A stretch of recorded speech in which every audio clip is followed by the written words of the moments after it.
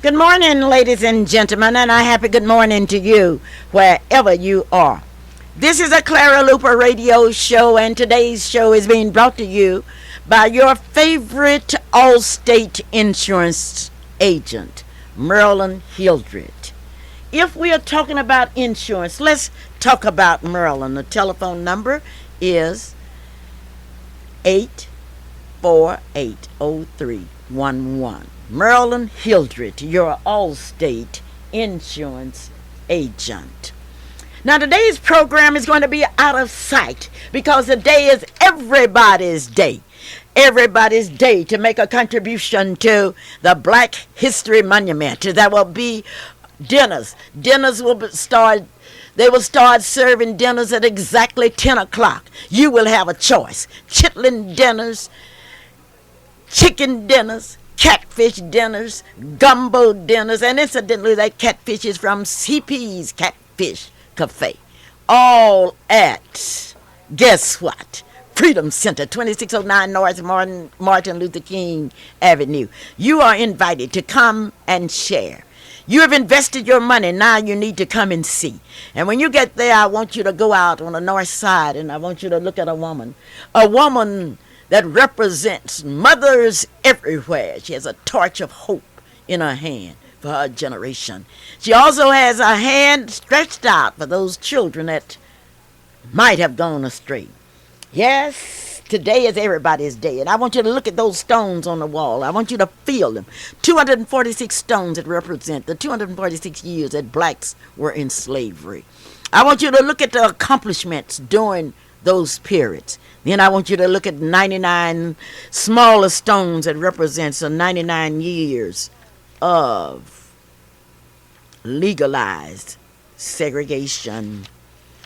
I want you to go to the south and I want you to look at the wall and see those people that made it possible for people, some people, to eat in public accommodations. I want you to look at those young people's faces as they march, and then I want you to look at the automobiles as they pass on by. But above those, you will see 13 adults that have worked day and night to make this dream of perpetuating history a reality.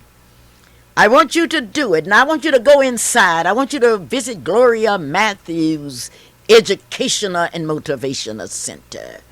I want you to look at Letty Ruth Hunter and Nancy Davis's room.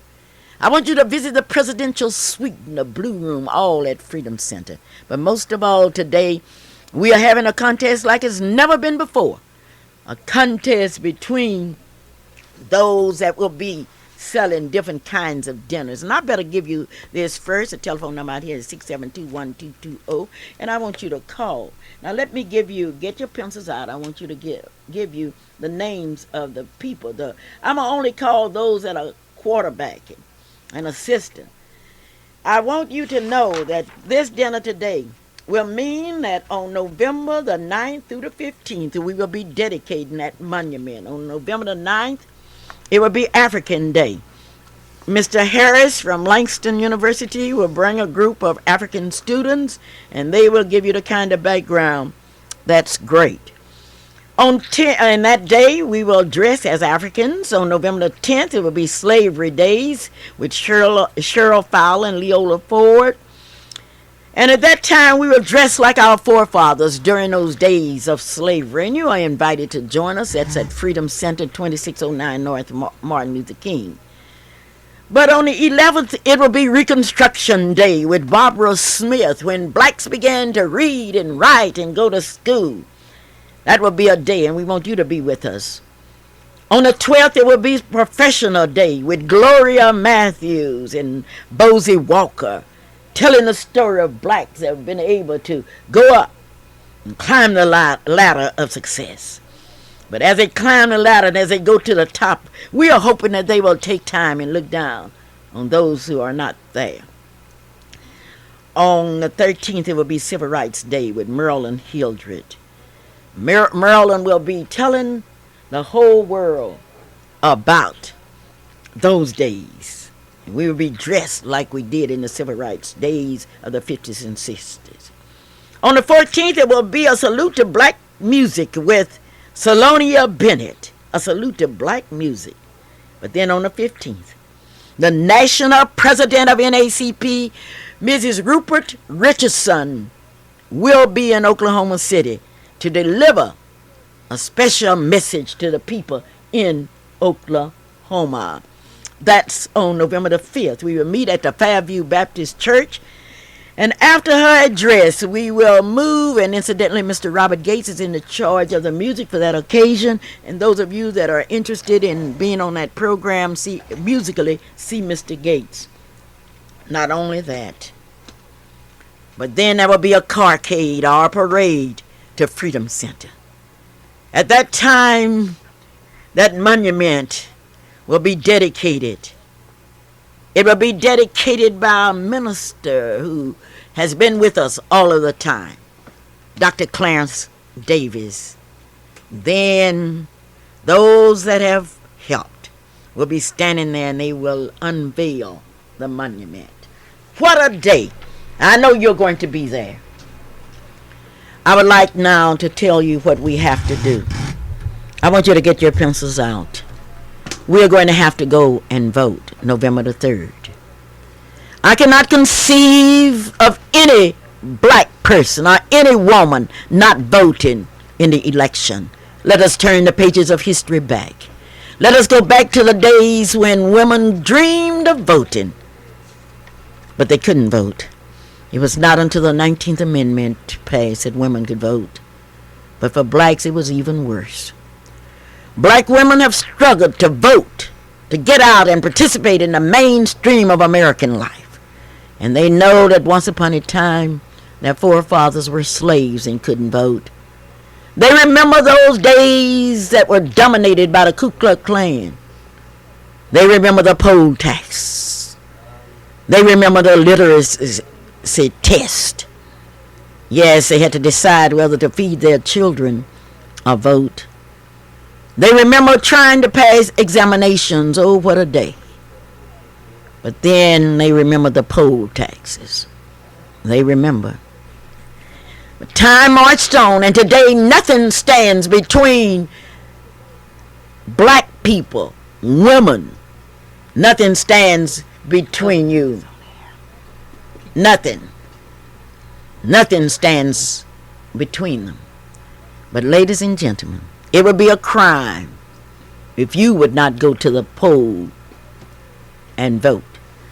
You would also need to understand that your vote counts. One vote elected Thomas Jefferson as President of the United States. One vote elected Norrick, not the present one, but his father as mayor of Oklahoma City. One vote. That's all I'm saying. One vote, and that's your vote, and it counts. Now you're saying to me, I don't feel like going. But let me tell you a story of Medgar Evers.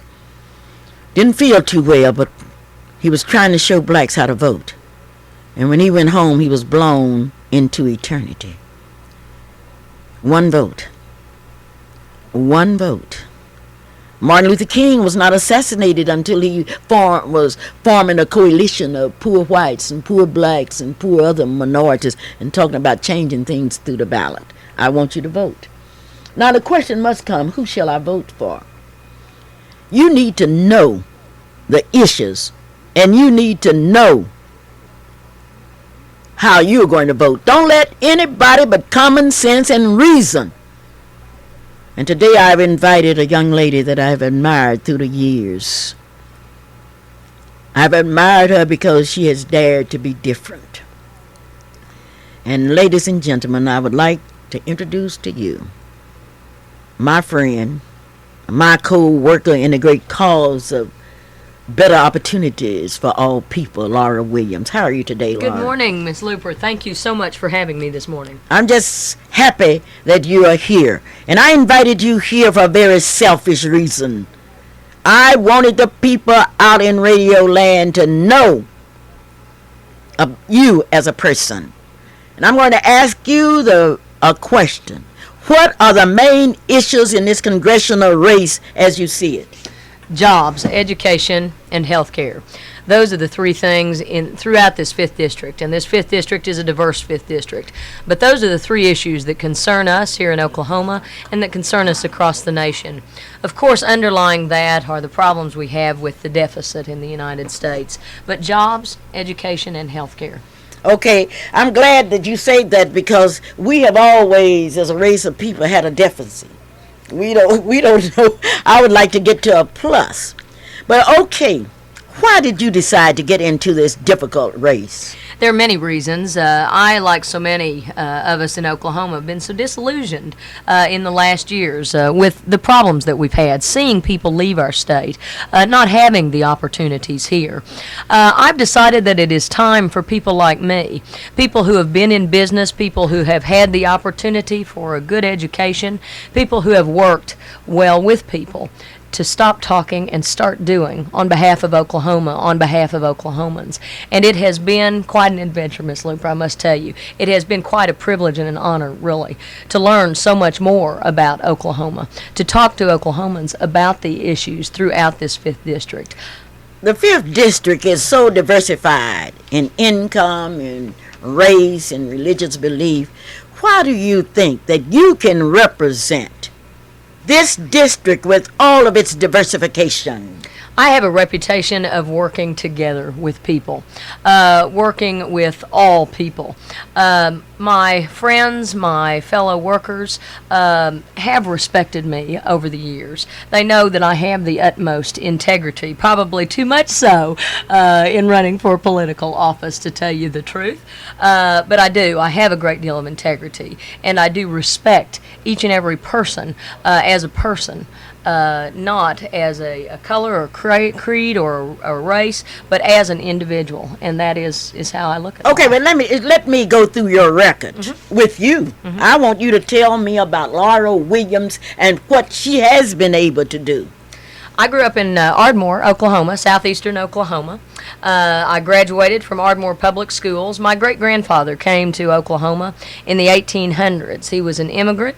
He got started in a country that was foreign to him and was able to get into the business world, in the oil business, in the cattle business, and started a department store in Ardmore, Oklahoma, which was in business over 100 years. My grandmother is 94 years old, just turned 94 last week, and was born in Ardmore, Indian Territory. And as we say, she's 94 going on 16. She's quite a wonderful lady. I graduated from Ardmore Public Schools. I have an undergraduate degree from Duke University in Durham, North Carolina. I have a law degree from the University of Oklahoma in 1981. I worked hard to get through those schools, though. I graduated with my undergraduate degree in 3 years, and with my law degree in the same amount of time. I started as an administrative law judge after graduating from law school in the Oil and Gas Division of the Oklahoma Corporation Commission. At the end of 1983, I joined a law firm, the largest law firm in the state, and I became a partner with that law firm. Worked hard to become a partner with that law firm. I've represented many of the industries in Oklahoma, not only the oil and gas industry, but I've been involved in proceedings that involve our telephones, that involve our natural gas utilities, our electrical utilities. I've been involved in community service throughout my life, and I come from a family that's had a commitment to service in Oklahoma. My dad served in the legislature in the 60s. My mother has been involved in politics behind the scenes, mainly to being concerned about her own rights as a citizen. But I have determined that it is time for me. I've had the benefit of a good education. I've worked hard for Oklahoma, for Oklahomans, and it is time for me to do service to the state of Oklahoma by serving as a representative. You had a very difficult race during the primary. How did you feel that night when you found out that the Democrats in Oklahoma and in the 5th Congressional District has selected you as their representative? I was really overwhelmed. I have continued to be. I've worked very hard in this race, and the volunteers and friends and office workers in the campaign have worked so hard for this. On August 25th, the night of the primary, we were able to come away from the primary with 54% of the greatest Democratic primary turnout that we've ever had in the 5th District. And of course, we're looking for the same on November 3rd, on Tuesday, because there's such excitement around this campaign, because people do see that they are going to make a difference this year. And you talked about earlier what a precious privilege we have with our vote. Our vote gives us the opportunity to institute change. Now, you're going to institute change. You're going to Washington, D.C. to represent a diversified group of people. Tell me about the programs that you would like to see as part of the law of this land. Well, first of all, I want to return the character of this representation to one that is a hands-on congressperson that really deals with Oklahoma, not from afar, but right here in Oklahoma. I see jobs, as I said, being the main focus of this campaign. And when we look at jobs for Oklahoma, I think Oklahoma has the opportunity right now. We have survived so much. We have gotten through 8 years of devastation in our oil and gas, in our agriculture, in our banking, in our real estate. We're ready to come out of this. There are industries there that are waiting for us. We have to, though, tell them about the resources that we have. Our educational resources, for example. What an incredible VOTEC system we have for the training of personnel for the high-tech industries, the airline maintenance and manufacturing, the making of lasers, these types of industries. But industries are there. They're looking for new homes right now because Oklahoma is a great place to be. It has the natural resources and the recreational resources and the educational resources and the human resources. So it's jobs, being a hands-on congressperson to assist our state and local and federal officials to do what we can for Oklahoma. We have an old song that we used to sing down at Hoffman. Let me correct that. That the people that could sing used to sing. It says, "Remember me, oh remember me." Do you think you would be able to remember your minorities when you go to Washington, D.C.? And if so, how? Yes. As you've said, this 5th District is very, very diverse. It runs from Oklahoma County north to the border, takes in Osage County and all of Washington County. It has a great many diverse groups that live within this 5th District. I have had the opportunity to hire a young, brilliant, beautiful black woman who has worked with me on my campaign from day one, actually. Who is she? Her name is Tanya Cash. Her parents are Pat and Johnny Cash here in Oklahoma City. She is a graduate of the University of Central Oklahoma and has worked with me from day one. I think it is important to have diverse representation, to know people in the 5th District, to know... Okay, now you talked about a young minority. Mm-hmm. What about those old minorities? What are your plans for them? I think mature citizens, senior citizens, do have particular concerns, and it is learning those concerns, whether it's Social Security, and we do have to make sure that Social Security has a real meaning, that security really means something for the future. But yes, it is working with not only the young, it is working with the seniors, it is working with the mature citizens, and it's gaining an understanding of the problems that they have, that all of us have. Will your doors be open to all people? Absolutely. And I intend to continue as Mr. Edwards, and this is Mickey Edwards' seat. Mr. Edwards was... No, that's not Mickey Edwards' seat. Yes, it is. What? This is Mickey Edwards' seat. That was the people's seat that Mickey Edwards was occupying. You're because according to the absolutely Constitution of the United States, Article 1, it says that you are elected for 2 terms. You're absolutely 2 years. Okay. This is, and in fact, you're right. As I tell people, it's the people's house. That's right. We forget so that. So just say the congressional it was held seat by Mickey Edwards. Yeah. Okay. Now we are together. Absolutely. Okay. This was a seat held by Mickey Edwards, and Mr. Edwards had, as part of his office, an office in Oklahoma City, Ponca City, and Bartlesville, and those offices should continue. Do you support civil rights? Yes, I do. Would you be willing to vote for a civil rights bill that had more meaning than the last one that we were able to get? I think with any bill, and this is my answer, whether it has to do with oil and gas, whether it has to do with civil rights, whether it has to do with health care, I have to look at the bill. I'm not one who will tell you to say yes or no without having looked at it. So I can't answer your question on that. Okay, you can't answer. You will look at the bill because the Civil Rights Absolutely. Bill could take away some of the rights that have been given by the Civil Rights Bills of 1964, 1965, and Mr. Bush's bill of 1991. Mrs. Williams, you have told us about your qualifications. You have told us that you want to represent this diversified district. Now I want you to answer a question for me. What do you want the people in District Number 5 to do? I want them to help the representative, whoever that is, in learning about Oklahoma, in learning about the problems that we have.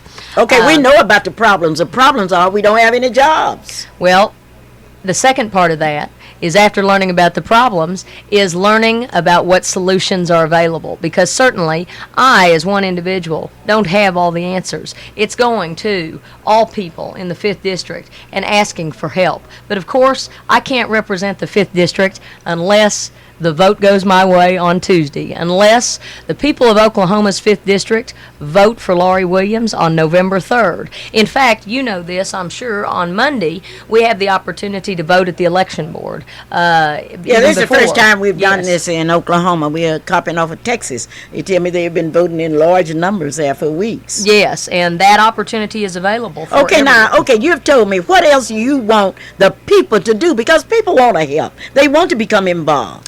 People who want to be involved need to accept individual responsibility for being involved, and that starts with exercising that precious privilege, the right to vote, on November 3rd. And that's the first thing that I would love for the people of the 5th District to do, to go to the polls, bring their friends, bring their relatives, bring their neighbors, do their good deed of the week, and bring friends and neighbors to the poll. It doesn't take that much time.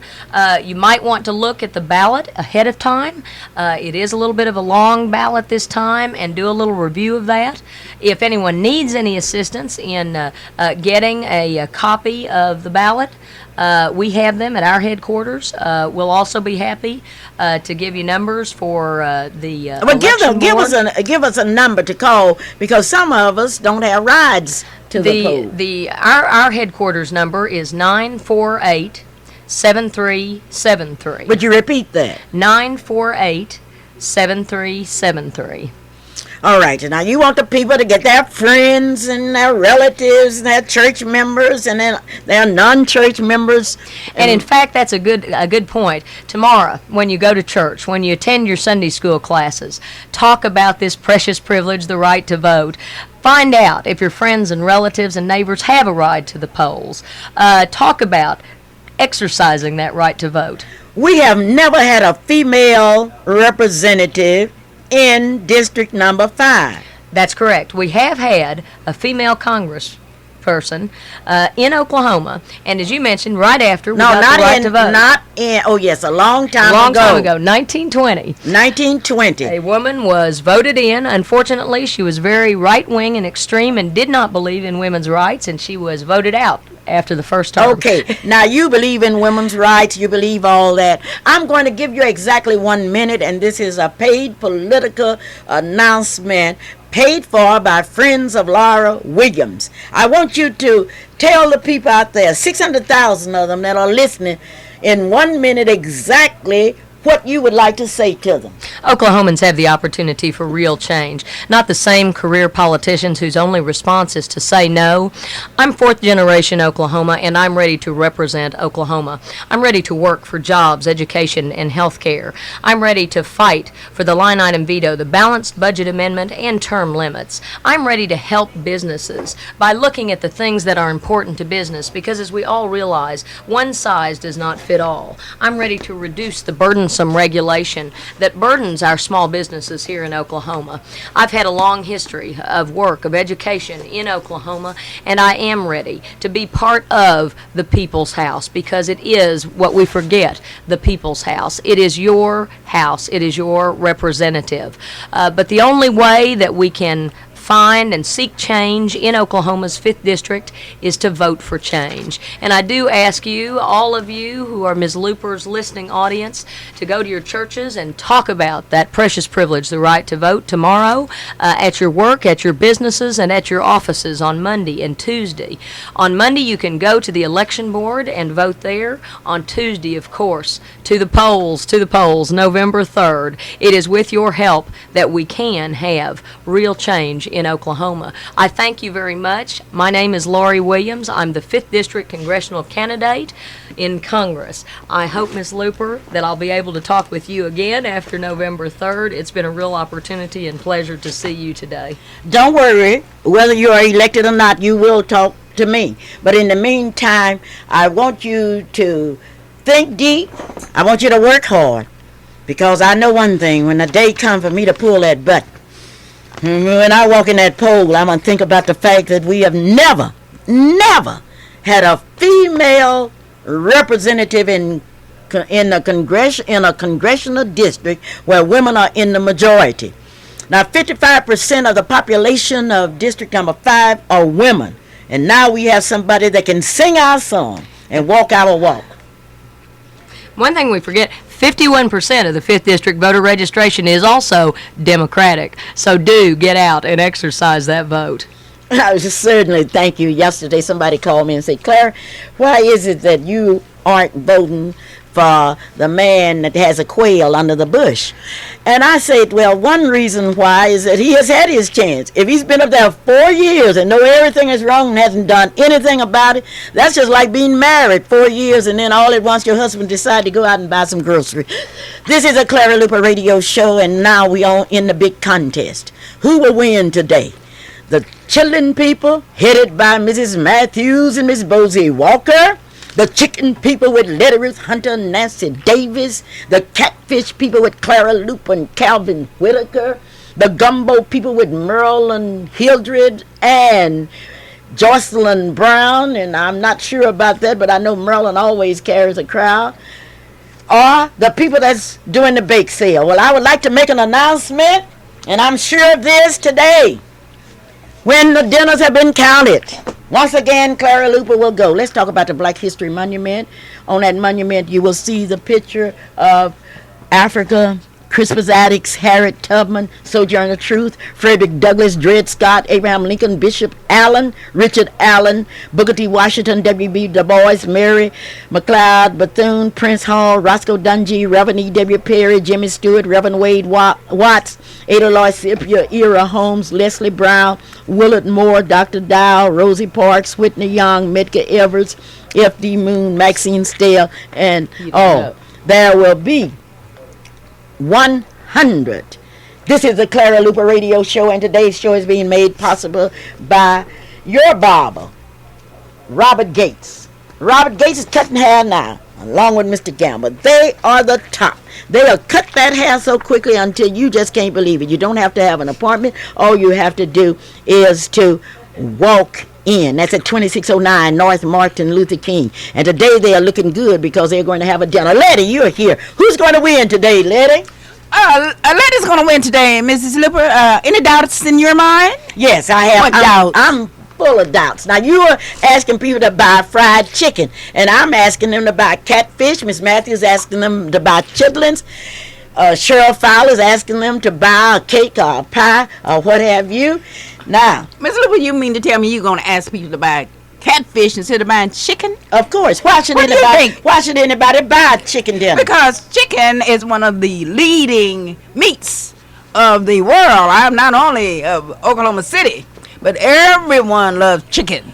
We can eat chicken, and we like chicken because you tell me somebody who get up in the morning and do not eat one of those chicken eggs. So this is why we love that. A chicken is nothing but a bird. Well, chicken is nothing but a bird. Thank you, Mrs. Luper. You are right. You are right. And that chicken can do so much for us. So this is why we like chicken. We like good old Southern fried chicken, and this is what Ms. Davis and I are preparing for you this morning. Dinner will be starting at what time are we going to start our dinner? Starting at 10 o'clock. Calvin Whitaker, Calvin Luper, Ellis Hildred. Well, we're going to say all the dinners. All the dinners will be starting at 10 o'clock. Okay. So if you want dinner, get ready and come on. What you mean if? I have so many friends that love catfish until you just can't believe it. You can't believe it. I just wish Mrs. Matthews would tell you here so she could tell you how they love those chitlins. And Marilyn should be here to talk about that good old gumbo. But now I'm talking about chicken. You're talking about some good fried chicken. Well, you know that the losers this evening will be painted for Halloween and become not only that, Mrs. Luper, I'm going to paint you for Halloween. And then, you know, we are all up there at the Freedom Center, and that address is 2609 Martin Luther King. So come on up to 2609. And you will see, if I beat Mrs. Luper, you will see Mrs. Luper with her face painting and walking around in somebody's underwear. I cannot lose because of Nyla Phillips, Ira Holmes, Willard Moore, Robert Gates, Gladys Elliott, Mrs. Juniper, Calvin Whitaker, Ann Slaughter, Betty Germany, Jocelyn Brown, Carlos Germany, the Brawls, Miss Mary and L.D. Pearson, Marvella Holmes, Lucy Elston, Mrs. Amos Woody, Mr. Jack. I could go on and on. Zelma Love, all of them love. Fine, they'll be buy chicken because I met some fellas out here this morning say that they're going to be to buy chicken dinner. This is what time the chicken dinner will start. We said, well, we can be there at 10 o'clock. So we have to be there at 10 to give them this wonderful Southern fried chicken. Are you with me, team? If so, call me 672-1220. Thank you. You call Mrs. Luper, and when you call her, do not forget to tell Mrs. Luper that you're calling in to buy a chicken dinner. I'm going to be like the man. I'm going to say, help, help, help. Do you know Mrs. Luper's got that catfish cafe out there in the front selling catfish? Oh. You can say all you want to, but just wait till this evening when I paint you. I think I'm going to paint your nose blue. I'm going to paint your cheeks green. Where the catfish people come in. I have to say, help. Come and help me. Help. I'm looking for them help. Catfish, Mrs. Davis, call some people while I'm out here at this radio station and tell them we're selling chicken dinners and come on up to the Freedom Center and buy a chicken dinner. Buy a chilling dinner and what have you. But now we come to a serious point in our program. You've asked me through the weeks, Clara, why are you working so hard? And you've asked Gloria Matthews, why are you working so hard? It's all so simple. We want to perpetuate history. We want to be able to say to the world, look at these people. These are the pioneers. These are the pioneers. Many of them sleep now in yonder's grave. Let me call some more names. Cecil L. Williams, Theodosia Crawford. Oh, how they loved NACP. Roy Wilkins. But let me go to those that are still alive. Those that will be able to see Elijah Moore, Jesse Jackson, E. Melvin Porter. And today I have with me E. Melvin Porter. Good morning, Mrs. Luper, and good morning, ladies and gentlemen. I'm real happy to be here. I know that this community is going to support the building of the monument at Freedom Center. If you don't know your history, you can never find your past. And the struggle of this community to change America, much of the credit goes to the young people who laid their lives on the line, who went to jail, who faced all kinds of opposition to make sure that we could live in a better America. The Barbara Poses and Gwendolyn Fullers and Marilyn Luper and Calvin and just thousands of young people all over this country who took the abuse of the Bull Connors and the segregationists and the Klan and the White Citizen Council and the beating and the biting of dogs and whipping with billy clubs to make sure we can live in a free America. I was impressed and moved when I was in Nashville as a young law student getting ready to graduate from law school. And it was young people from Oklahoma who told me, come home. You don't need to go to Chicago. You come home and get involved and change your community, change your state. and become a part of it. And I did that, and I've never regretted it. It's been one of the greatest parts of my life. And, you know, we take everything for granted now. These struggles did not come easy. And I just urge you to support the monument, support the building of our community, support the solidifying of our history in this community. There are a lot of people who would like us to believe that we've never had a problem. We have had problems, and we still have problems. And it's our history that moves us. People like Harriet Tubman and Sojourner Truth and the Frederick Douglasses who paid such an awesome price, so we might live in a country that's freer and better today. And we live in that kind of America today because of the price these people paid. You're talking about these people, but you paid your price.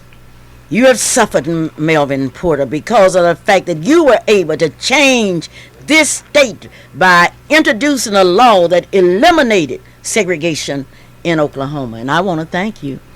And when young people come to that center, when we point to your picture, they will be able to associate. And I better tell you what number you are, too.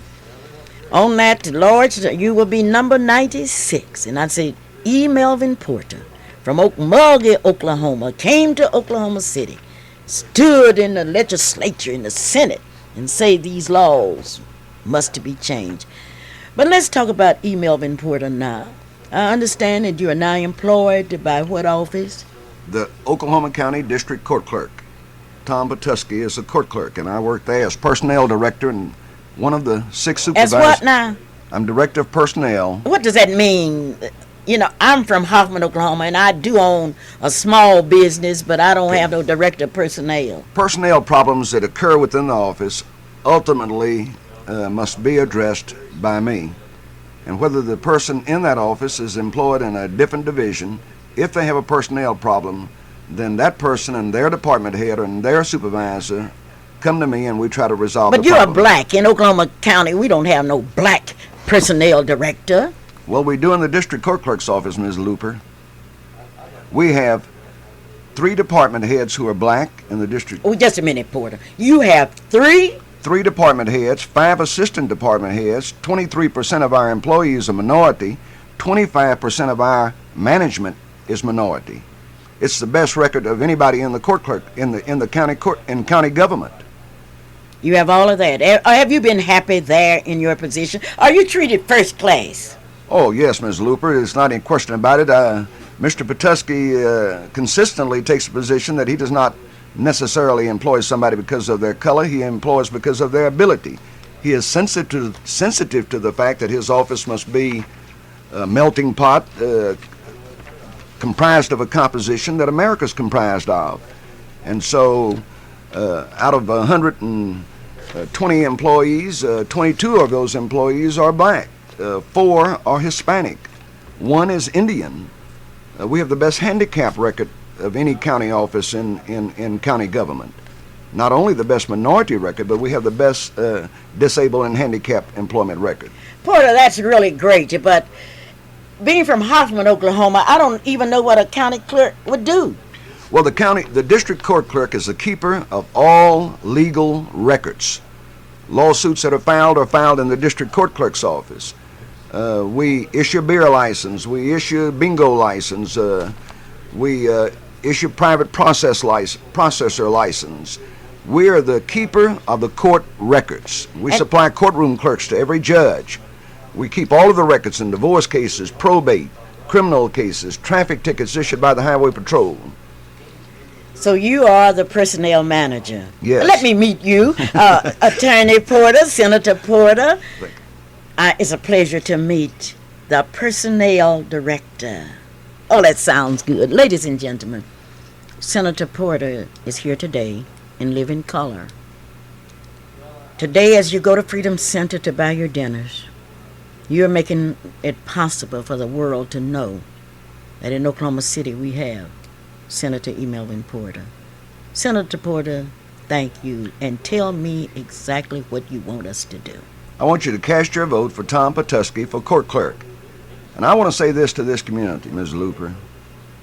I have always felt that this community gave me much more than I ever gave back.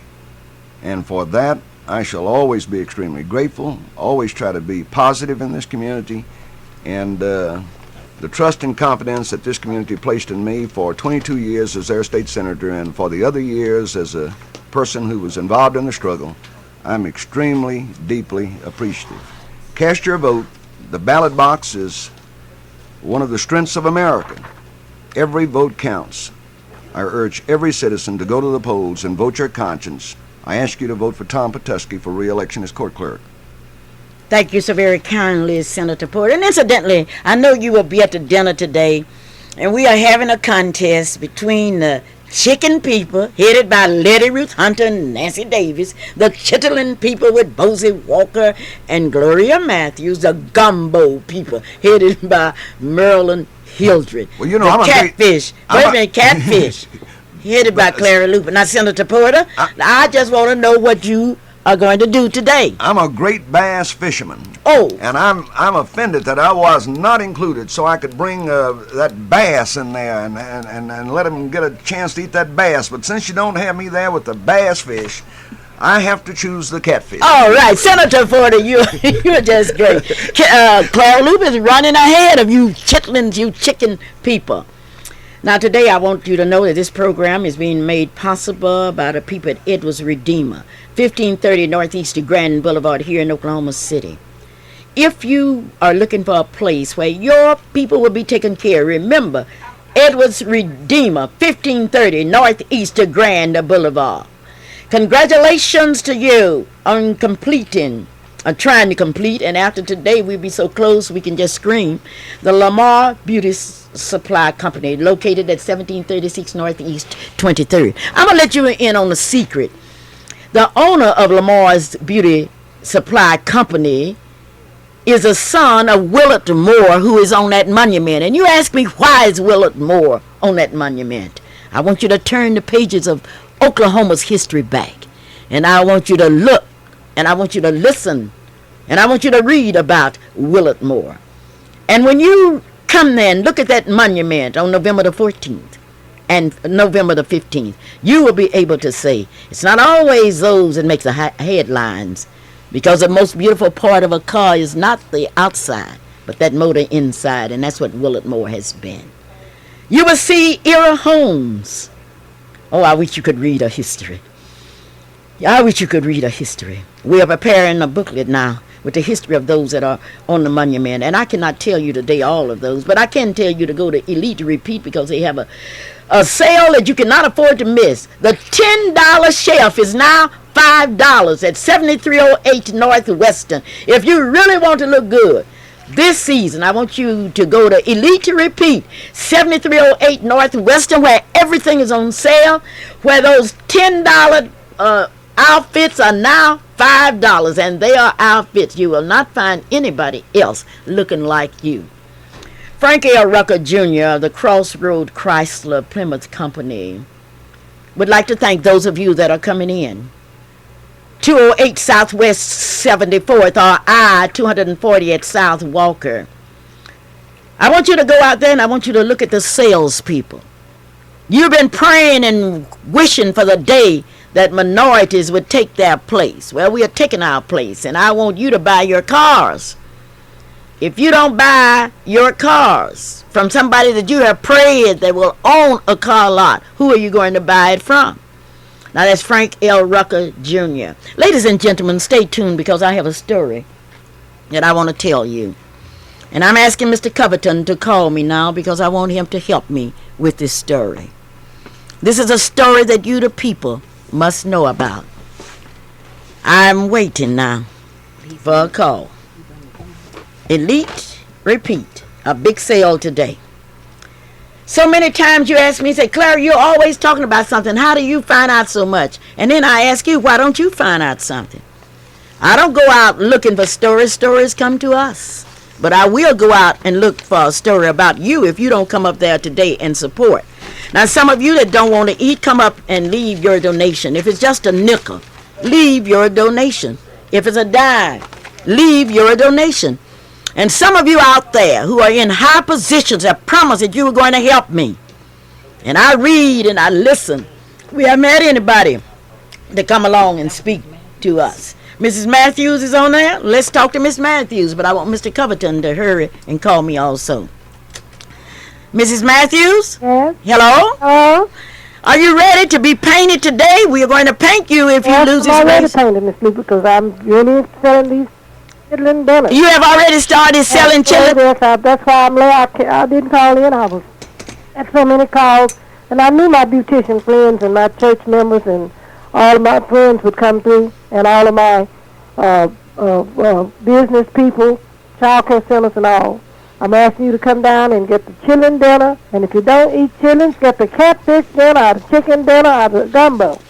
I'm real excited this Why should anybody want a chitlin dinner? Chitlin dinner because I, Gloria Matthews, and Dozy Walker, and Carolyn Littlejohn clean them and cook them, and they're very good. And we all ready. Oh, you don't know how to cook. This morning. You don't know how to cook no chitlins. I had one lady want a chitlin dinner, believe it or not, brought a chicken dinner this morning at 9:30. And she's going to eat it for breakfast, because I remember when I was a little girl, we used to eat chitlins, so that's fine. So chitlins will be on sale. Chitlins are on sale now. We're ready. Okay, well, we are ready too. The chickens are... And like that good spaghetti that we make, spaghetti, chitlins, coleslaw, salad, and good old country lemonade and iced tea. Okay, well, when you come up to Freedom Center, you're going to lose. We're going to have you looking like a witch when we get through with you. I have my costume, but I didn't put it on this morning, so I'm going to see. Okay, well, we're going to costume you when you lose today. Okay, then, but all my friends out of Radio Land, come on and get the catfish dinner, so call and we'll bring them to you. Okay, we'll just do that. For your selling the chitlins. I want to thank all my friends that has bought. Well, if all my friends come, all my students, all my kin folks, you're going to see something. Because Ollie Dotson going to walk in there, Nadine Henderson. You haven't seen no kin folks, and you see all Clara's kin folks and all Clara's students. I'm going to tell you this. I have already got a stud. We're really selling them. Well, we're going to give you... I want to thank you in advance for supporting us through this monument. And I'm real happy. We have people here from Atlanta, Georgia, and Kansas City. And I have a friend coming. She's a beautician. She's the state board, on the state board of hospitality. Tony, she will be here today. She'll be in a meeting. Okay, you call me a little late, and I'm going to have to tell people to come to Johnson Sardina's Daycare Center and what now? 1643 Northeast 50th. And if you don't get to buy a chitlin dinner today, just come leave it up here. Johnson Sardina's. And I want to thank all the parents. I wasn't able to be here, but I understand the children had a fantastic party. I don't know whether you saw They had a Halloween party that was out of sight. Well, I'm going to have to say goodbye to you because I've got some stories that's too hot to handle, but I've got to handle them anyway. Radio Land. I want to talk now to the parents in Edmond, Oklahoma, and the parents in Oklahoma City. Tonight's Halloween night. We don't own any oil wells and banks and radio stations and television stations. We have nothing but our children. And we want these children protected. And you children, we want you. We want you to be good children. And we want you to conduct yourself in a way that we will all be proud of you come tonight and tomorrow. We want you. We want you to be out of sight. Ladies and gentlemen, I have now on the telephone Mr. Coverton, and I want him to tell you what happened in Edmond, Oklahoma, the center of education, a town that's well known, the university, high schools. Well, we want you to know. Okay. Ladies and gentlemen, Mr. Coverton? Hello?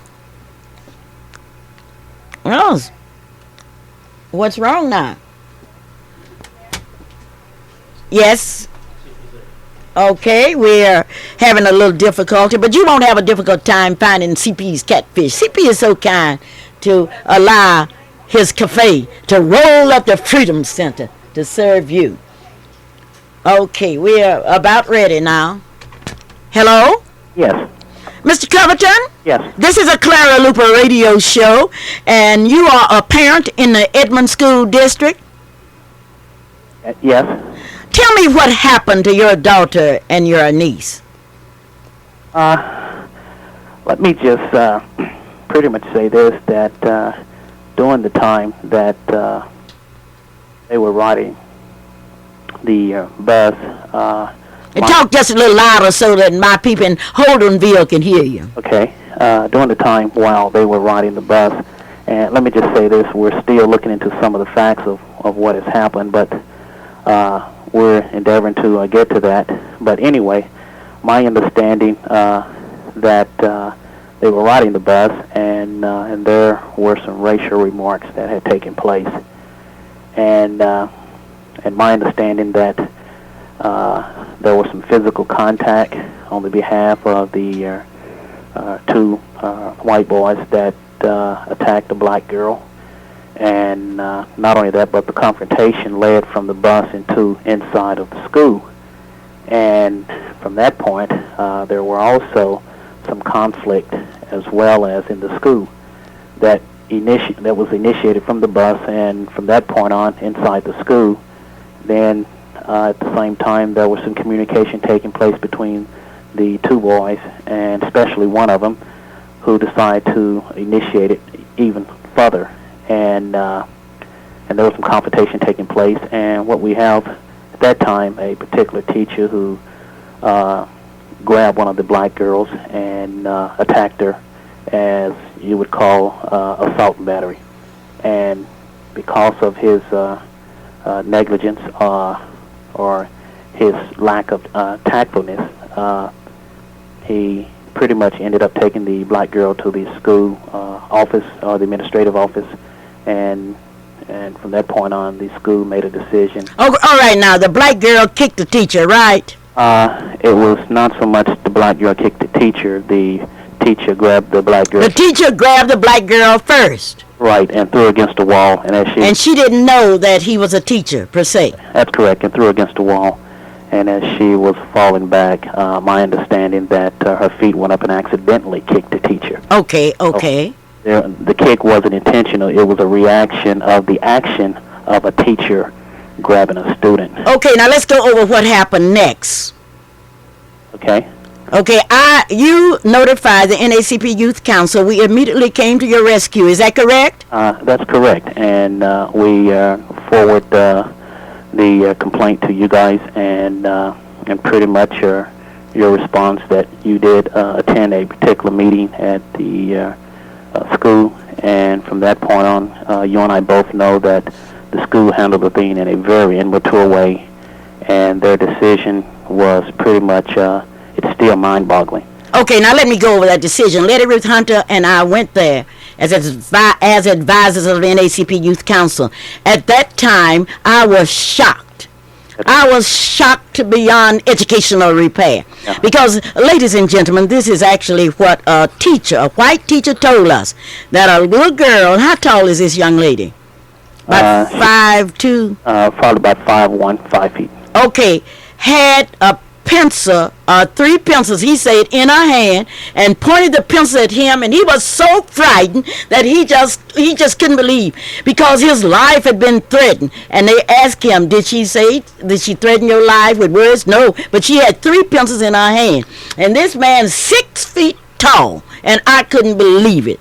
I could not believe that a 6-foot teacher, 6 feet now, would be scared of a little girl that he said was pointing a pencil. Now, she said she was not pointing a pencil. She had a notebook and a pencil in her hand. Now, let's look at the decision of the... Let me just say one thing, Mrs. Yes, Tucker. okay.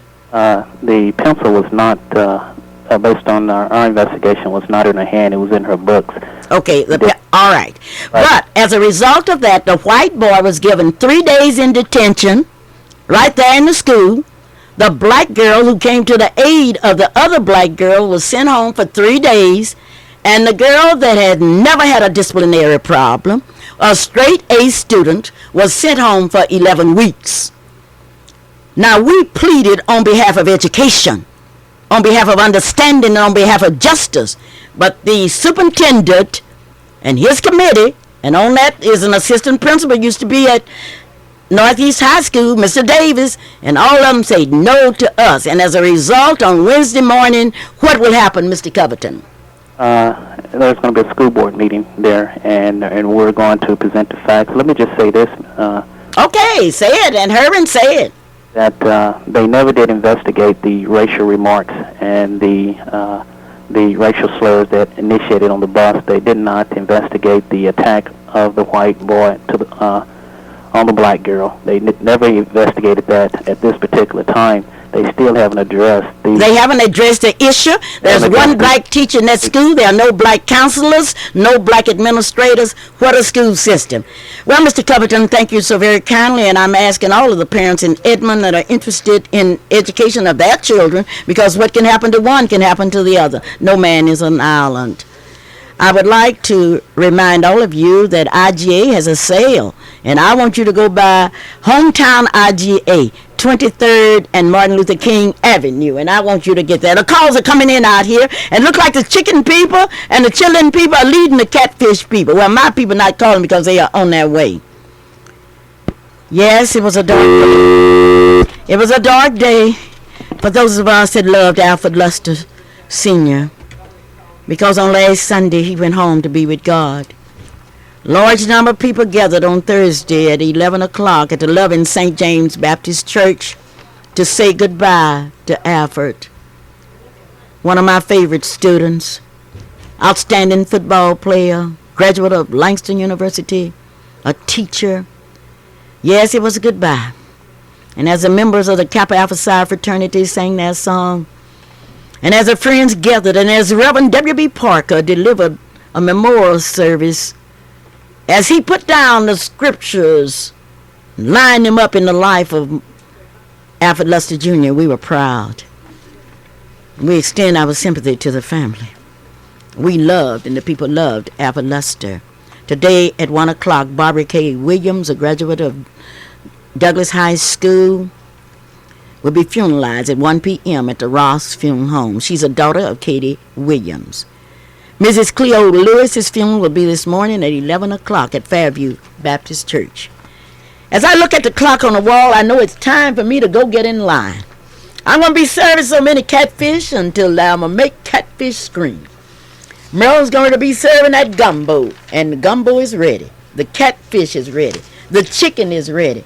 Are you ready to go, team? Ready, are you ready to go? Let me give a yell for the catfish. Go, catfish, go. What do you mean, go catfish? Go, I mean, catfish. come, chickens, chick. I believe Okay, everybody's going to look catfish, for catfish, chicken, gumbo, gumbo. And I know all that food is good. We will see you at Freedom Center in a few minutes. You can come and buy your dinner. You can leave that donation that you have promised.